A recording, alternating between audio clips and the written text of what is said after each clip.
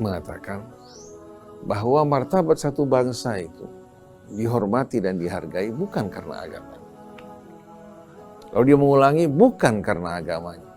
Lalu untuk ketiga kalinya dia mengatakan sekali lagi bukan karena agamanya, tapi karena akhlak dan budayanya. Lalu dia mengambil contoh Timur Tengah.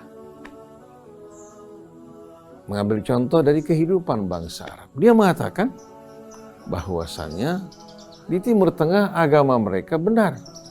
Mereka mengerjakan sholat, puasa, zakat, juga melakukan haji sebagaimana yang diperintahkan Allah. Akidah mereka benar, rukun iman mereka benar, rukun Islam mereka benar.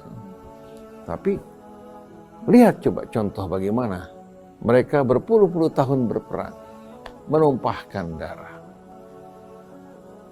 Martabat mereka, akhlak mereka bobrok. Oleh karena itu, Said Agil Siraj menyerukan untuk kemajuan dan kemuliaan satu bangsa harus betul-betul memfokuskan perhatiannya pada akhlak dan budaya, bukan pada agama. Sejauh mana pernyataan ini benar? Maka untuk menjelaskan hal ini, saya sampaikan kepada Profesor Dr. Agil Siraj. Anda telah mengucapkan satu ucapan yang benar-benar amat dahsyat. Ucapan yang betul-betul akan membahayakan Anda bila Anda tidak bertaubat kembali kepada Allah Subhanahu wa Ta'ala. Apa yang Anda sampaikan menunjukkan bahwa Anda tidak memahami Islam dengan benar. Tidak memahami misi dari Nabi kita Muhammad sallallahu alaihi wasallam. Dan Anda tidak memahami apa itu akhlak dan apa itu budaya. Saya sampaikan hal ini mudah-mudahan dapat mengetuk sanubari beliau dan juga memberikan penjelasan dengan jelas kepada umat agar tidak terjadi kesamaran seolah-olah antara akhlak dan agama itu terpisah. Padahal agama yang Allah Subhanahu wa Ta'ala turunkan untuk kita, yang Allah ridhai bagi hamba-hambanya, bertujuan untuk membimbing manusia agar mereka hidup dalam petunjuk dan penerangan dari Allah Subhanahu wa Ta'ala, agar tidak terjerumus ke dalam kejahiliahan, ke dalam kebrutalan, ke dalam kehidupan yang liar. Jadi dapat kita katakan bahwa agama itu sebetulnya akhlak. Agama adalah kumpulan akhlak. Akhlak antara kita dengan Allah pencipta kita.